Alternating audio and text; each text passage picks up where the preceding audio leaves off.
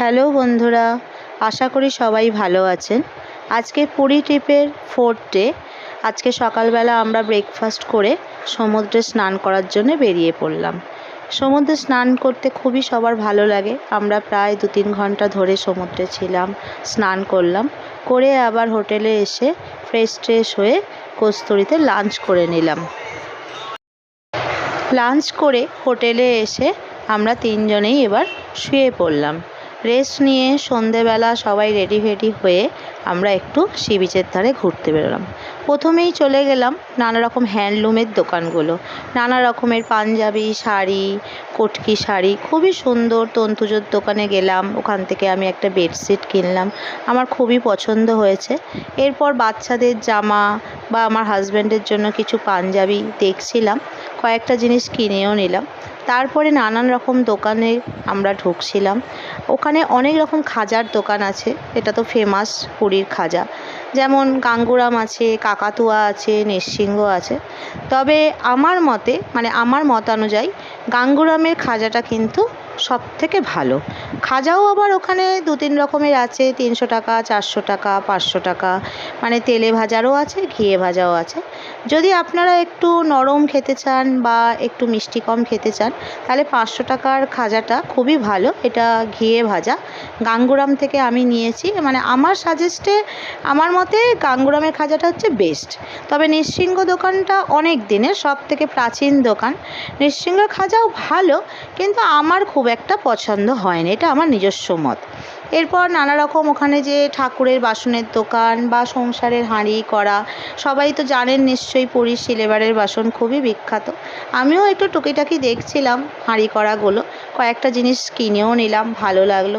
মেয়েও কয়েকটা জিনিস পছন্দ হলো, মেয়ের সব বন্ধুদের দেওয়ার জন্য জগন্নাথের ছবি, শোপিস, চাবির রিং।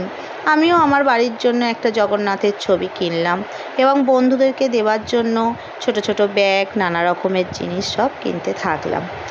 এইগুলো তো আমার সন্ধেবেলার ঘোরার সব জিনিস কেনা হলো। এরপর চলে গেলাম আমরা সি বিচ মার্কেটে, একদম সমুদ্রের ধারে যেগুলো বসেছে। যেমন ধরুন ওখানে সবথেকে ফেমাস, গেলে অবশ্যই আপনারা খাবেন, ট্রাই করবেন, সেটা হচ্ছে কুমড়ো ফুলের ভরা আর কাশ্মীরি কাঁচা লঙ্কার বড়া। 30 টাকায় 5 পিস কাশ্মীরি কাঁচা লঙ্কার বড়া, খুবই টেস্টি। যদিও আমি লঙ্কাটা পছন্দ করি না, সেই হিসেবে আমি খাইনি, কিন্তু দেখছিলাম দোকানটায় ভিড় উপচে পড়েছে এবং অনেক লোকই খাচ্ছে। মনে তো হয় খুব ভালো, আমি খুব একটা পছন্দ করি না বলে আমি খাইনি। তবে ওখানকার সবথেকে যেটা ফেমাস সেটা হচ্ছে পপকর্নটা ওখানে সেদ্ধ করে দিচ্ছে। যারা মশলা দিয়ে খেতে চাও তারা মশলা দিয়ে খেতে পারো। আমরা অবশ্য এমনি একটু লেবু আর মেয়োনিজ দিয়ে বা বাটার দিয়ে খাচ্ছিলাম, ওটাকে সুইট কর্ন বলে। আমার মেয়ের ওটা হচ্ছে সবথেকে বেস্ট পছন্দের মধ্যে একটা খাবারের তালিকায়। এমনিতে আমার মেয়ে সব কিছু খায় না, কিন্তু এটা খুব ভালোবাসে। এইভাবেই আমাদের সন্ধেবেলাটা ওখানে ঘুরে কাটলো। আমরা সন্ধেবেলা একটু সি বিচের ধারে আমার হাজব্যান্ড চা খেলো, আমরা একটু কফি খেলাম, সুইট কর্ন খেলাম। এভাবে সব টুকিটাকি জিনিস দেখতে সমুদ্রের ধারে বসেছিলাম।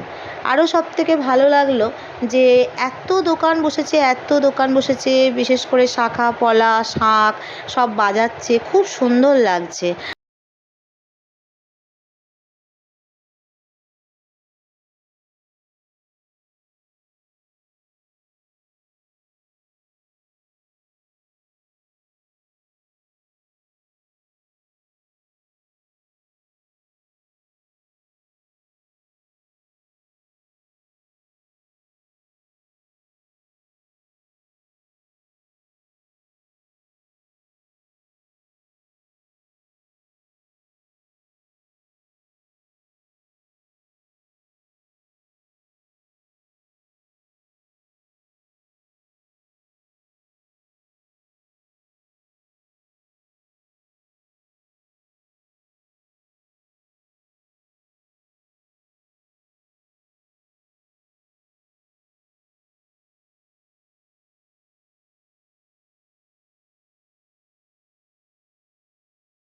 আর যারা সমুদ্রের ধারে গিয়ে শাঁখা কিনবেন তারা কিন্তু অবশ্যই ভালো করে যাচাই করে কিনবেন। কেন সবাই কিন্তু যে সঠিক শাঁখেরই শাঁখা দিচ্ছে তা কিন্তু নয়, অনেকে কিন্তু ঠকিয়ে দেওয়ারও চান্স আছে। ওই বার্গেনিং করে তো অবশ্যই কিনতে হবে, আর তার সঙ্গে চেষ্টা করবেন যাতে ভালো করে দেখে ঠুকে নিতে, কেন খুবই ঠকিয়ে দেওয়ার চান্স এখানে কিন্তু।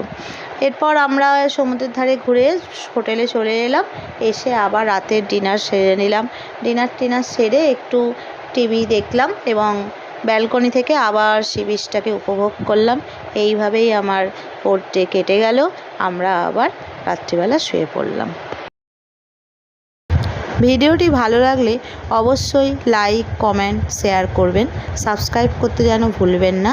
খুব তাড়াতাড়ি আসছি নেক্সট ব্লগ নিয়ে, পরে দেখা হচ্ছে। Thanks for watching.